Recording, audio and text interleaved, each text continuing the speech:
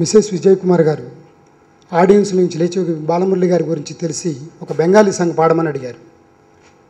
గురుగారు అప్పటికప్పుడు తిమిరో అభోంగతనే అని యమన్ రాగంలో రవీంద్ర సంగీత్ కంపోజ్ చేసినటువంటి సాంగ్ పాడితే విపరీతమైన రెస్పాన్స్ వచ్చింది. అప్పుడు మొట్టమొదటిసారి గురుగారు బెంగాలీ సాంగ్ పాడటం అది ప్రత్యక్షంగా చూశాను. తర్వాత ప్రతి ఏడాది నేను జనవరి 1వ తారీఖు రవీంద్ర భారతిలో ఈ ప్రక్రియని అందరికీ తెలియాలి, ప్రపంచానికి అందరికీ తెలియాలని చెప్పి ఒక ఉత్సవం చేస్తుంటాను. గత 12 సంవత్సరాల నుంచి చేస్తున్న సందర్భంలో లాస్ట్ జనవరి 1కి అప్పటి చీఫ్ జస్టిస్గా ఉన్నటువంటి పినాకిని ఘోష్ గారు వీళ్ళిద్దరు కూడా ఆ సభ వాళ్ళు మాట్లాడినప్పుడు నన్ను రవీంద్ర సంగీత్ చేయమని చెప్పి రిక్వెస్ట్ చేశారు. దీంట్లో ఎంతో ఫ్లూట్ కంటే కూడా శ్రావ్యత, ఆ మెలోడీ అదంతా సంగీతంతో ముడిపడి ఉన్నాయి. కాబట్టి ఈ ఈలపాటలో ఆ రవీంద్ర సంగీత్ ట్యూన్స్ వస్తుంటే చాలా బాగుంటుంది, చాలా ప్లెజెంట్గా ఉంటుందని చెప్పి నన్ను అడ్వైజ్ చేసి నాకు సూచన చేశారు. వీలున్నప్పుడు ఇది చెయ్యి, ఇది ఒక దృష్టిలో పెట్టుకోని. నేను పెద్దగా సీరియస్గా తీసుకోలేదు. గురువుగారు నన్ను భువనేశ్వర్ రమ్మన్నారు. అక్కడ గవర్నమెంట్ ఆఫ్ టూరిజం ఫెస్టివల్లో రాధారాణి ఫెస్టివల్ అని జరుగుతోంది.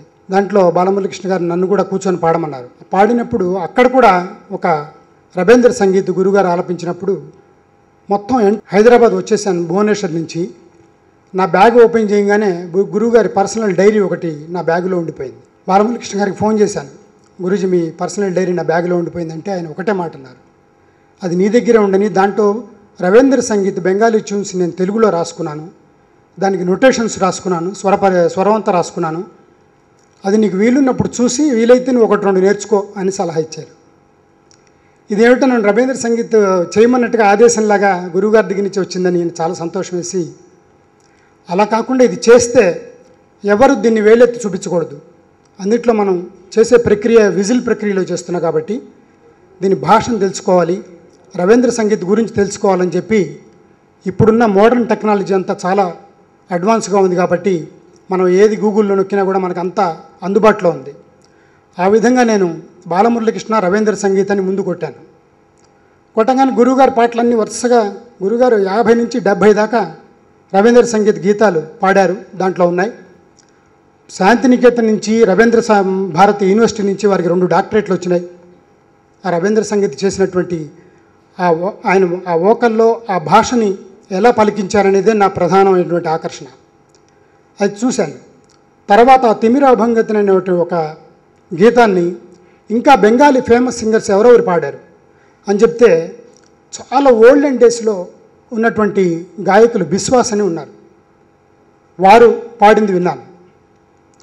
అలాగే అమితాబ్ బచ్చన్ లాంటి హీరో కూడా ఎక్కలచెలో అనేటువంటిది పాడారు, అదంతా ప్రపంచ ప్రఖ్యాతిగాంచింది. కిషోర్ కుమార్ పాడారు, ఆశా భోంస్లే పాడింది, లతా మంగేష్కర్ పాడారు.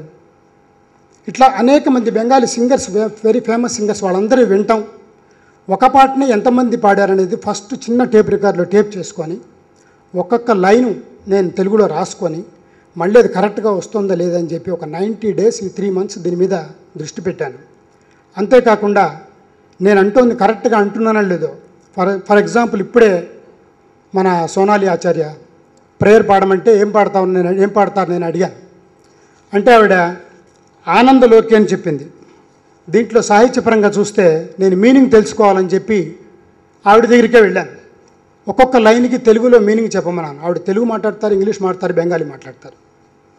ఆవిడ చెప్పారు, ఈ ఆనందలోకి అంటేట ప్రపంచానికి ఇంతటి ఆనందాన్ని వరంగా ఇచ్చిన ప్రభు నీవెంతో గొప్పవాడివి, మా హృదయాలను జాలి కరుణ ప్రేమలతో నింపిన ప్రభు, నీ దయ ఉంటే దుఃఖానికి చోటెక్కడిది అనేటువంటి గీతం సారాంశం ఇది. ఇప్పుడు అదే పాట మీకు ఒక్కొక్క లైన్ వినిపిస్తాను.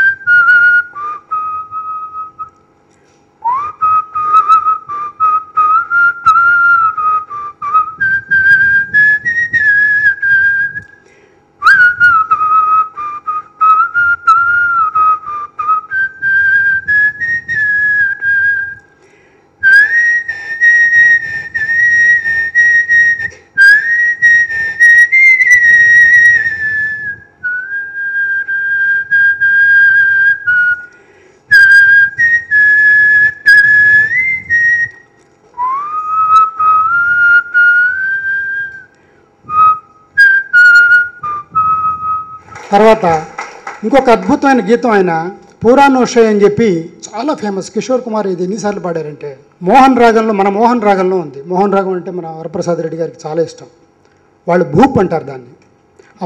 దీని అర్థం ఏంటంటే బాల్యంలో ఉన్న మిత్రులందరినీ కలిసి ఒక చోట కలిస్తేట వాళ్ళ బాల్యానుభవాలన్నీ కూడా నెమరు వేసుకుంటూ వర్ణిస్తారది.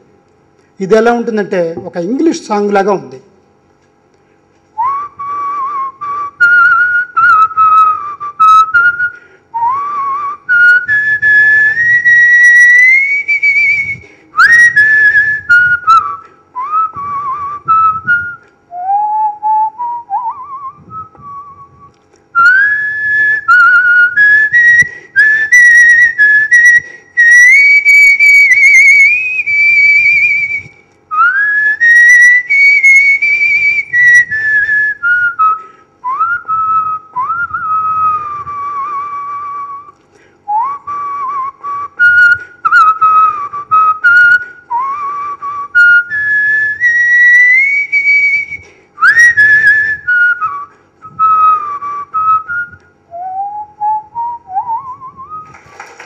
మేడం దాంట్లో నిష్ణాతులు కాబట్టి కరెక్ట్గా ఉందో లేదో మేడం సర్టిఫై చేయాలి నాకు.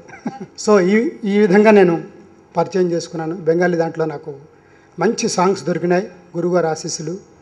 అట్లాగే ఇది ప్రాజెక్ట్ చేస్తానని నేను విజయ్ కుమార్ గారు ఫోన్ చేయగానే గో హెడ్ అన్నారు. ఆయన ముందు చేసేయండి, మనం చేస్తున్నాం అన్నారు. ఇక్కడ మిత్రులందరూ, పెద్దలందరూ, అందరూ నా శ్రేయోభిలాషులే. వాళ్ళందరూ నా ప్రక్రియని ప్రోత్సహిస్తున్నందుకు అందరికీ కృతజ్ఞతలు తెలియజేసుకుంటూ సెలవు.